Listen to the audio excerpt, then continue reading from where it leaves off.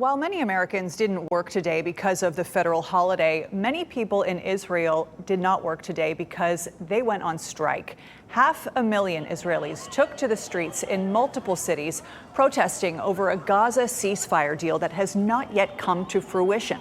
Tel Aviv's airport halted departures for 2 hours. The country's largest labor union threatened to shut down the entire economy. This all comes after 6 more hostages were found dead in Gaza over the weekend. All were kidnapped by Hamas when the group attacked Israel on October 7th last year. Negotiations over a ceasefire for hostages deal have been going on for months. President Biden thinks the Israeli government hasn't done enough. He was actually asked about that earlier today. Take a listen. Mr. President, do you think it's time for Prime Minister Netanyahu to do more on this issue? Do you think he's doing enough? No. Biden also said he is close to presenting a final ceasefire deal to negotiators. You may remember a man from Chapel Hill is among those still in Hamas custody. Keith Siegel and his wife Aviva were captured on October 7th. Aviva was released about a month later. A friend of the couple, Alon Tal, joins me now to talk about the ongoing negotiations, the hostages, and the massive protests that have happened over the last couple of days in Israel. Alon, thank you so much for being here. Thank you for having me. People around the world have been sharing their grief and outrage over the murders of these 6 hostages. Walk me through how you have been processing this news with Keith still in captivity.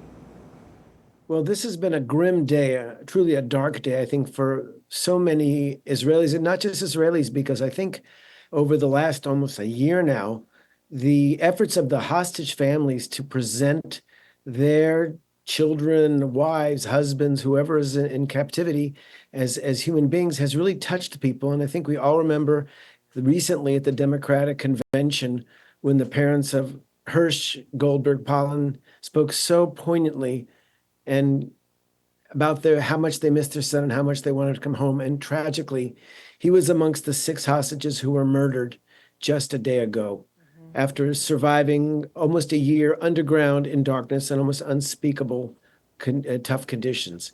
And so it is a heartbreaking moment for us. And many Israelis are frustrated because they think that surely Hamas is to blame for this horrendous situation, from the actual kidnapping to the murdering. But could we do more? Could Israel make greater concessions to bring these hostages home? And I think the consensus is we need to do more. Yeah, well, speaking of that, we've been watching these powerful demonstrations in Israel from people calling for a truce with Hamas. Do you think this is going to have an impact? We heard from Prime Minister Benjamin Netanyahu today. He seems like he is actually doubling down.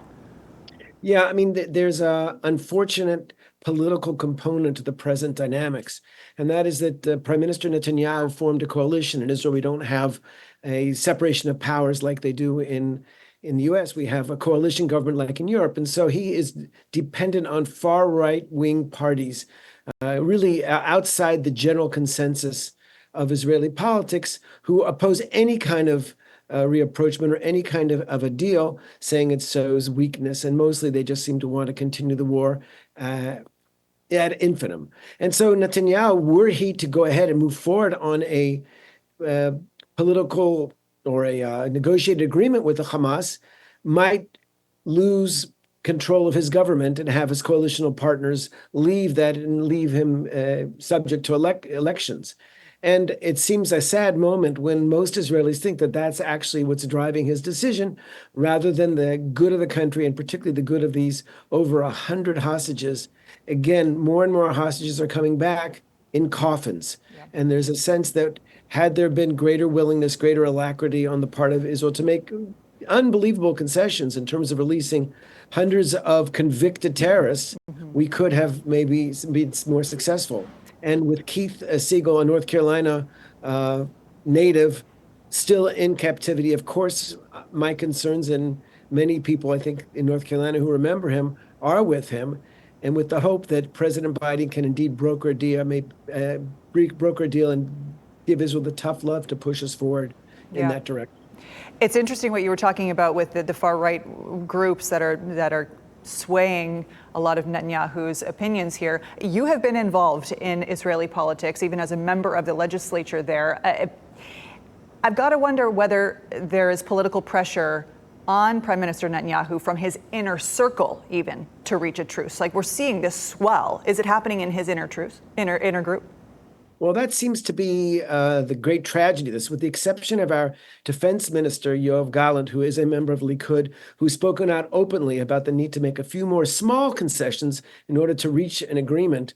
Everybody else seems to be quite sycophantic in this particular dynamic and really capitulating to Netanyahu. He's always been a very, very, how should I put it, unforgiving political chairman. So people who crossed his path within his party didn't stay in power very long and didn't get re-elected into the parliament. And so people seem to be more concerned about their political futures than the future of the hostages. That's my saying. Of course, full disclosure, I'm in a party which is a centrist party and is opposed to the particular government, extremely opposed, and believes that we could do better. I think on the general issue of the war in Gaza, the moral how should I put it, necessity of attacking and really neutralizing the Hamas, such a deadly and sinister terrorist organization. There's a great consensus about that. But on these particular nuances about how we might make the negotiations be more effective, I think there's a vast disparity, and that was proven by the fact there's a general strike today and so many Israelis taking to the streets. Thank you for all of your insights. While we wait for Keith Siegel's release, what should we know about him?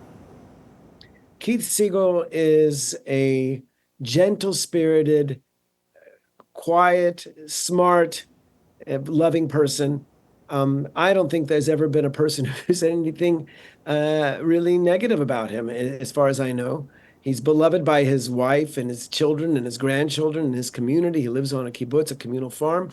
And we all are so hopeful that despite the unbelievable atrocities which he's surely endured during the past year, that he will indeed be able to return home and resume his life and continue to do the good things he did as a representative of North Carolina in Israel. Alon Tal, thank you so much for speaking with us. Thank you for having me.